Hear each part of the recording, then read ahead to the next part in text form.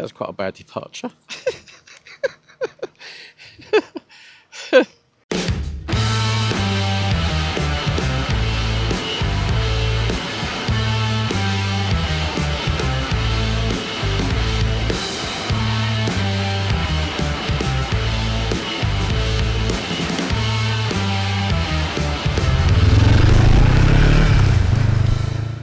Right, hello everybody. Blimey, we've got a dry day. Can you believe it? I've been trying to prep the bike ready for the tour, and the weather's been terrible. And I think this is just a lull before the storm. It's not going to get any better, is it? Because I think come Monday, it's Saturday today, come Monday it's just going to be horrendous. So yes, I'll be packing plenty of waterproofs, but I just thought I'd tell you what we're doing and what we're going on. So as you can see, I'm back on the Classic 350. So I love this as a little tour bike, and it's a real sort of adventure when you go on this bike. But some things I need to do and some things I've already done. So I had to have a new MOT put on the bike because it was coming up to its first MOT, and while I was away, it would have ended. So put a new MOT on there. Had to tighten the chain and all the rest of it. It's going to need a sprocket and chain soon, this bike. It's only done 5,500 miles, but I'm of a mind that the standard chains and sprockets that they put on these bikes are not brilliant. Certainly not the chains. So I think when I get them replaced, I'll do some. I might put a gold ring chain on this, like I had on my Africa 500. So that's got to be done. I'm going to give it a bit of a clean. I'm going to put my chiggy back on.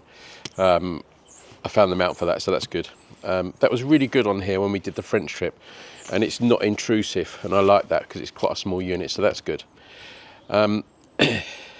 Luggage wise though, what am I doing? So you might remember that I found these second hand. These were the Oxford sort of, what do they call them, classic luggage. They're like canvas, waxed cottony canvas type luggage, and I found the two pannier ones.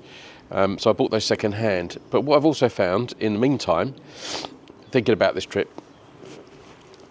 I found the roll bag as well, second hand, and also I got the rucksack, that's a 40-litre rucksack, so that's really good. So I can use it as well. So I was pleased with that.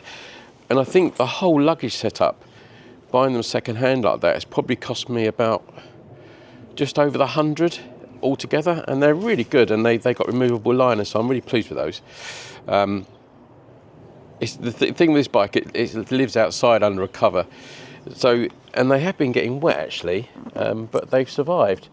I need to wipe the rust off the of the buckles, but they've been really good. So yeah, I'm looking forward to using these. It's a nice combo, but I think eventually these may go on to the Kawasaki project and the Scrambler project. That'd probably be the idea for those. I've got my tank bag as usual, which seems to scratch everything that it just goes on, which is great. I've got my roll bars and all the little crash bars and everything. So apart from giving it a wash and making sure the tyre pressures are good, we're sort of ready to go. But where am I going? So I'm heading to the Isle of Wight, and it's somewhere which is quite personal to me as a kid. Yes, this is me as a kid. My nan and granddad used to live on the Isle of Wight, lived there for many, many years. And me and my brother would go over for loads of holidays and stay the summer holiday there from school and the rest of it. And it's a real sort of magic place, I think, the Isle of Wight, when I go back there. So, and I don't go back very often, it's very rare actually. And I think it'd be nice just to visit some of those old places that we used to go and look at. But I've picked out a load of stuff that I'm going to visit. Hopefully, please, the weather be good, and I'll enjoy taking you around some of those, just having a bit of fun really. And I've got a nice accommodation. It's a little cottage right on the coast. Although you're never that far from the coast of the Isle of Wight.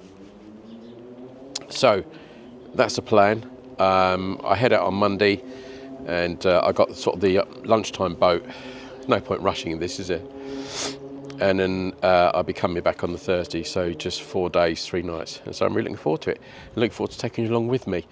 And I'll see you when I get there. So the next time you see me, I'll be down at the port. ready for the ferry. And I'll see you there. Right, cut to ferry.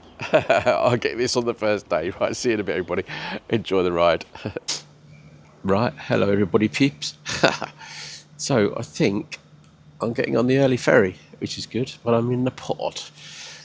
Blooming M23 was shut, wasn't it? Or A23. Nightmare. I had to go right round the houses through about 18 miles of traffic jam on the 259, if that makes any sense to anybody. But thank goodness for the little 350. And I could filter all the way. Quite so well. I hate going in some of those sort of central reservation-y bits because they're just full of nails and sharp bits, which I've had to buy cost before. So hopefully I haven't got any punches on me. Chilly though. Had heated gloves on all the way. But it's not rained. And this is good. So I think I will get on the 10:20, which is nice. I'm going to be an hour early. Awesome. So even though I did think that when I looked at my thing yesterday, I thought I'd got the 12:20 ferry. I thought I'm going to have a nice, quiet, slow ride up. I realised I was on the boat an hour earlier. But now I might be getting on the even earlier boat. But we shall see. Right, I shall see you on board, everybody. Catch you in a bit.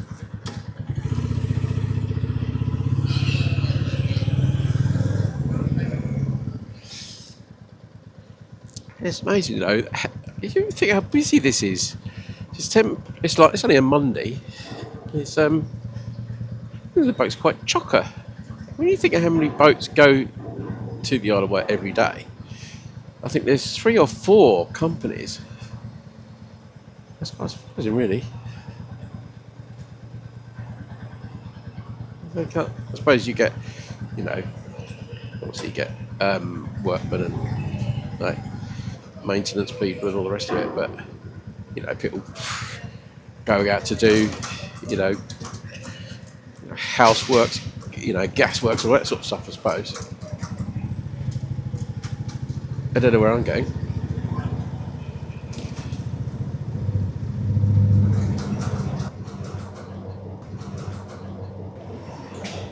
But we're on. Yeah, amazing, really. Oh, don't have a cup of tea though. Well, so I'm behind the lorry. Yes, it's not for me today.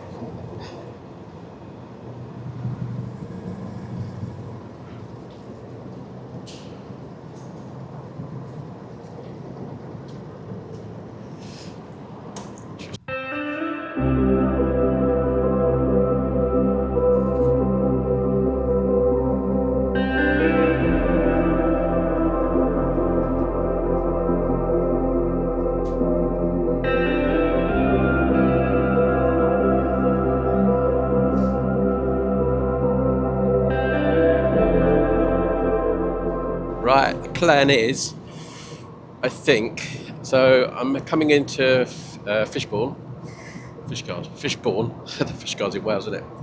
And then I'm going to head to Crocker Street, which was where my nan and granddad lived, and where we spent many happy hours. So I was going to have a quick look at the house, got a look at the house, haven't you? And then might go down to the chain ferry, and but there's quite a few closed roads at the moment, so it means sort of doubling back a little bit. And then maybe up through Gurnard. And then I'm going to head to down the spine of the island and head to Military Road. So, and then I'm sort of heading towards ALUN Bay where I'm staying. So, come and join me for the ride. We just docked, so we'll be off the boat in a sec.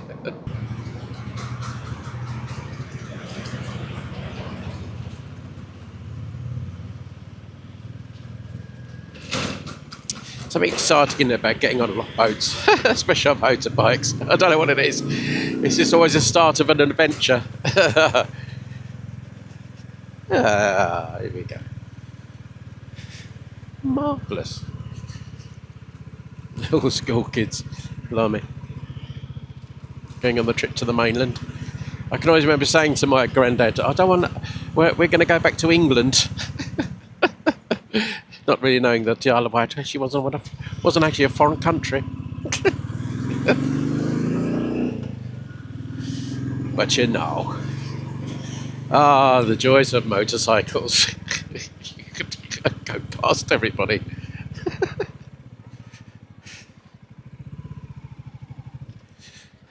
Why isn't everybody riding motorbikes?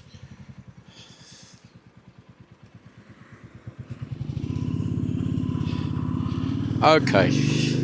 Off down memory lane. I'll see you when we get there.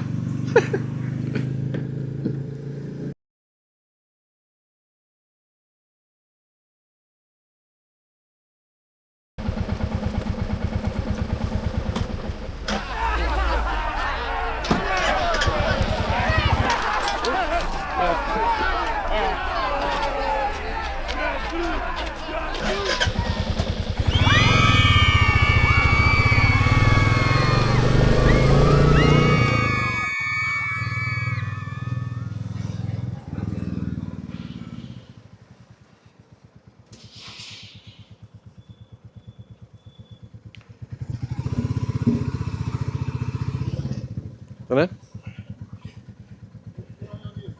Far side.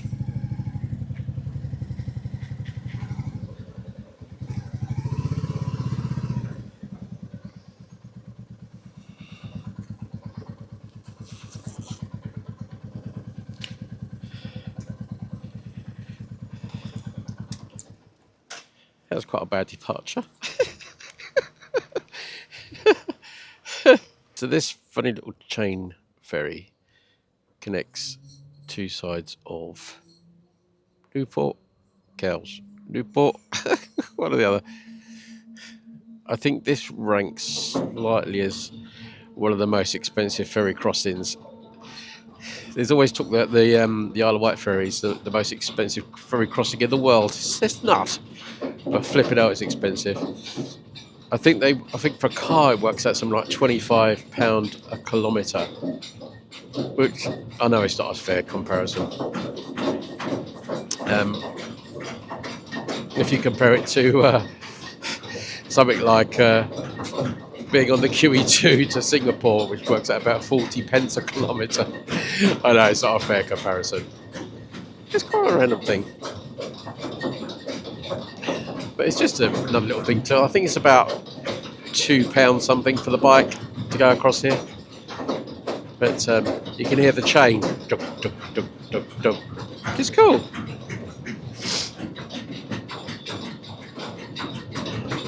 It's just something else to do.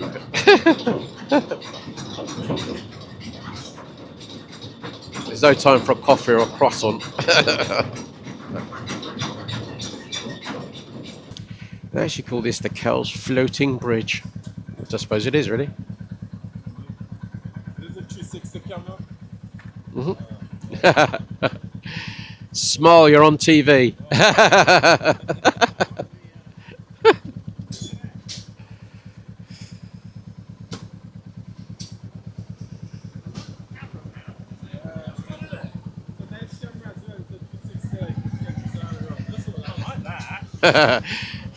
See you later, take care, mate.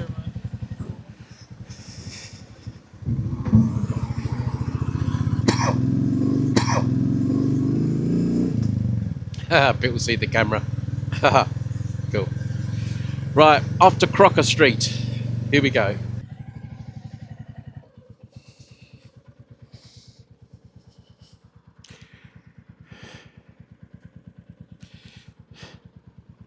So, 41 Crocker Street. That's the one with the red door.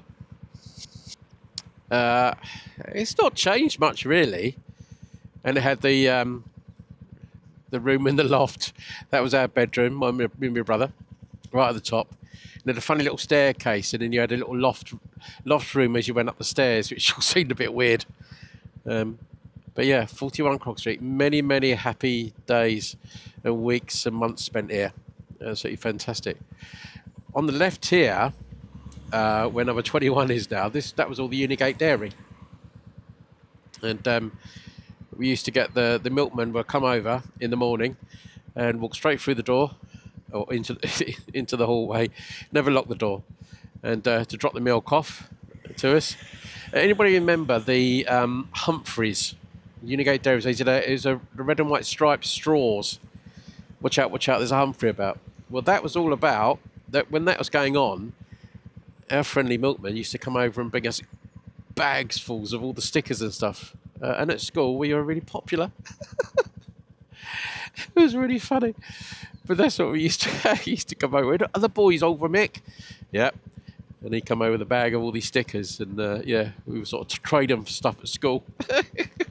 Fantastic. Great memories here, great memories. It's so built up now. We'll head forward and I'll show you the Sainsbury's. Not that I want to show you a Sainsbury's. But this is where our garden was. Out the back here. And this area here, which is now just a Sainsbury's, was led you out onto what we call Petticoat Lane and the railways, and the old disused railways. And it was an extraordinary place, really. So all this here, on the right, all those houses are. There was nothing there, but it was all old railway, and all the gardens were full of shale and stuff. You couldn't grow anything in them at all. It was really bad soil. But all this to the left here was all disused, and it's sort of part of the railways. Amazing. Funny to think it's all gone now. But there's the river there. I don't remember the river. Funny. Time's passed. Right, I think what we'll do now, after a little bit of reminiscing, we're going to head towards the military roads. I'm going to try and find it on the map, and then we'll take that on. Right, start of the military road. Let's go ride it. So it sort of starts at Chale. So if you go to Black Gang Chine and you start at Chale, and you just keep heading on. And you hug the coast now.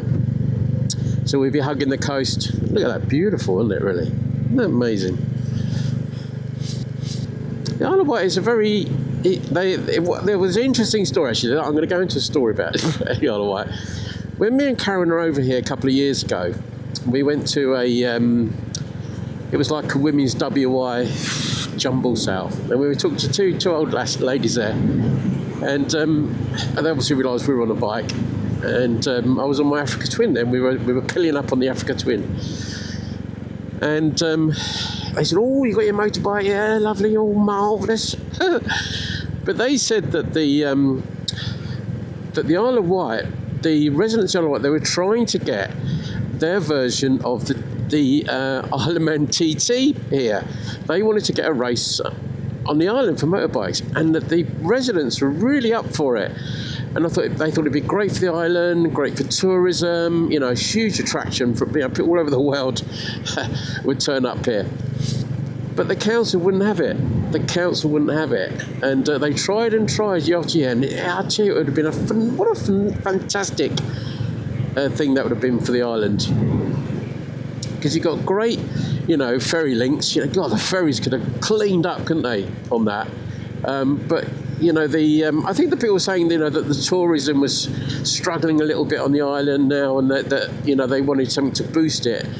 And you know, it's such a shame when residents want it, but councillors don't. And there's this thing about, you know, the powerful few having the influence over the, you know, the majority, and that's really sad, really. I don't know if anybody else heard about that, and I dare say it's all finished now, but God, wouldn't that be fantastic on this road? To set up a road race,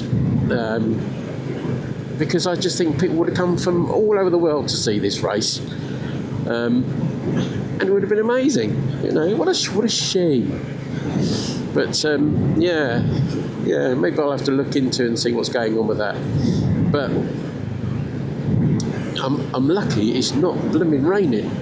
Because we're so close to the coast, this could be quite desolate, to say the least. But yeah, the military road is a well-known road for motorbikers. Everybody, when they come here, they always go up the military road. We have to be quite careful because people are sort of doing, you know, tractors up and down here, so it's a bit muddy. So you have to be quite careful. But you can imagine a super sports bike coming down here doing a race absolutely flat out. Absolutely flat out. Extraordinary. But it's a lovely bit of road. Yeah, this is what you've got to be careful of because they're picking. What are they picking? Ooh, look what it is. Kale? Ugh. It ain't cabbages. Yeah, you have to watch this week. It's like it's on a straight, really. Oh, that's a job, isn't it? That's something I couldn't do anymore. I know. God bless the people that do it, put food on their table. My goodness me, that's an hard job.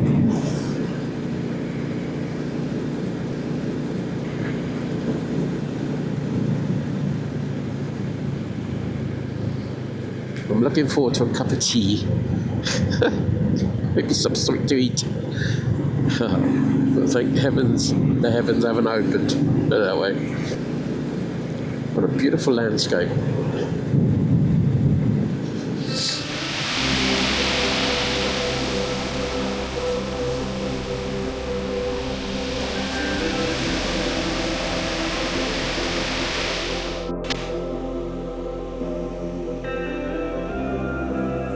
It's very chilly, quite windy.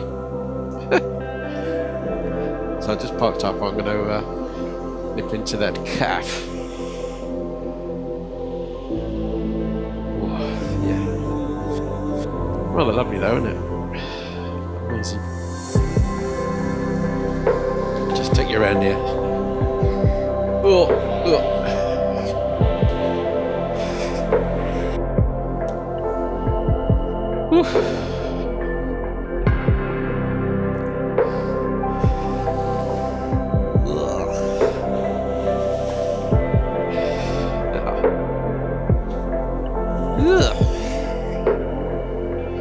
Right, time for tea.